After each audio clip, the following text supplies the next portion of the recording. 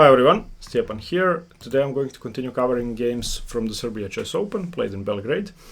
As you could see in round 1, I faced a very strong international master, had a very interesting position, a huge advantage, and then instead of playing a winning move, I played a positional blunder, weakened my position, and got destroyed. In round 2, or in round 3 rather, but round 2 for me because I did not get paired in round 1, I was facing a Serbian FIDE master rated 2330, and he plays several different things, but in most of his games against d5, he plays the London system, or I don't really know what the ECO code for this is, or what this should be called. I call it the London. Most people I know call it the London, even though it's not the London yet. I think Lichess calls it Steinitz counter gambit, which I've never heard before. Okay, so against the London system, or against 2 bishop f4 without knight f3, I've played several different things, mostly knight f6 and queen b6 setup with c5. I've played the symmetrical bishop f5, I've played the safe e6, but for this game I prepared c5, which I've never played before. I don't really mean to play it again because it's very boring, but it gives me a position very similar to the Exchange Caro-Kann, as you're going to see.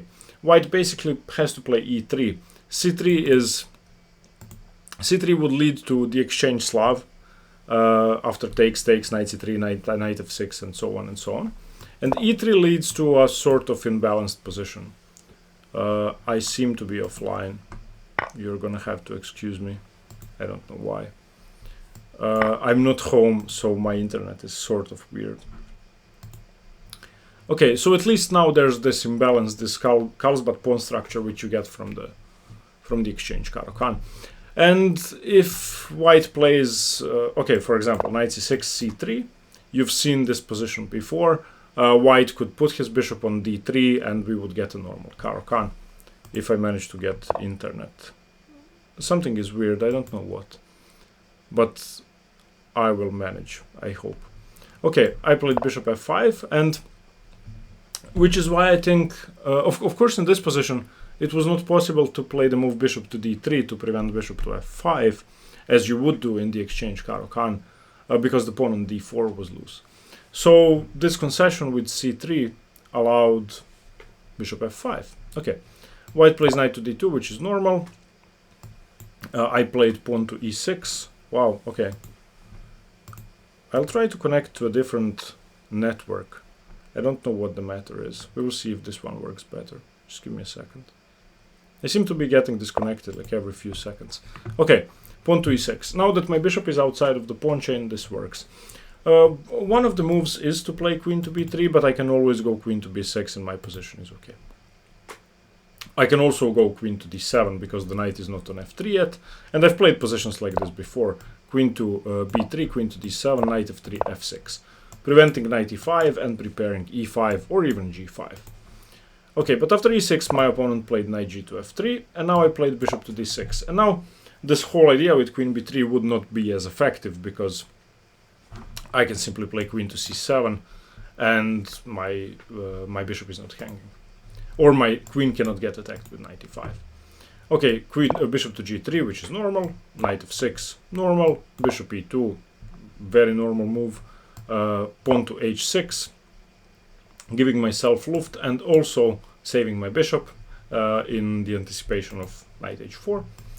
He castles, I castle, and he played rook to e1, which is a strange move, and it turned out to be very costly for him, as you're going to see.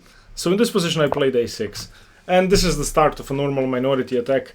I mean, I can do several different things, but what I wanted to do was the standard b5, b4, and just try to smash through his position, weaken the c3 pawn, play knight a5, knight c4, blockade, and then try to put pressure on the pawn. That was my plan, at least. He played knight e5, I played rook c8, again, very normal. And in this position there's a trick. Black actually has a threat. Well, the threat is to repeat moves, which, I mean, I'm not going to say that I did not want to play for a win, but I was happy with the draw. I mean, my opponent is a very, very strong player. And he actually missed the trick. And I said to myself, okay, if he doesn't see it, I'll think about it. And I'll try to see if there's something better. He missed it. He played pawn to a4. And now there's a trick. This queen is actually trapped. All of these 3 squares are covered. The rook is in the way of the queen moving forward. So you can actually play knight takes d4. And after c takes d4, bishop to c2, the queen is trapped. The queen has to go to c1. I just go back. The queen goes back. This is actually how the game had ended. And yeah, I did go for this. I mean, if I don't go for this, I could go bishop takes, and pawn takes is probably bad. So bishop takes, knight takes, pawn takes. And here, as Mate had pointed out after the game, when I sent over the game, he said, this is the way to play for a win. And I did consider this, but I was happy to draw the game with black against someone rated 400 points higher.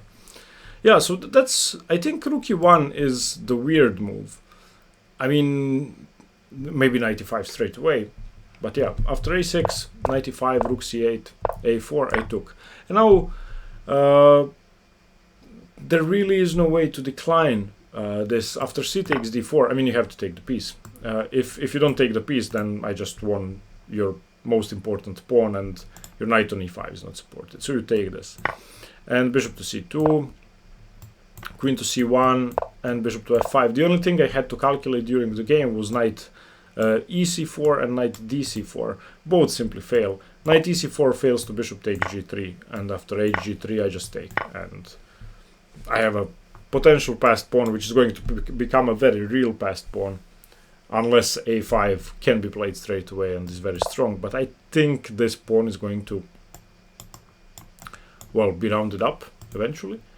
But yeah, still very strong position. So this is what I saw. And also knight dc4, maybe even worse, I just take. And let's say he unpins with queen d1, I just go bishop b4. Let's say he saves the rook, I just go c3 and just plow on through his position. And so even something like this, I just take the second pawn and I'm winning. So he thought for about, I'm going to say 20 minutes after knight d4, maybe even more, trying to find something. I can imagine that it was irritating for him to draw the game 15 moves in against a weaker opponent, but that's what happened. So yeah, round 3, I was happy with this game, and yeah, I was feeling better and better in the tournament. Okay, I'm looking forward to showing you the next round. I'm happy with the next game. I'm really happy with the next game. Okay, thank you very much for watching, guys. Stay tuned for more chess. See you tomorrow. Bye bye.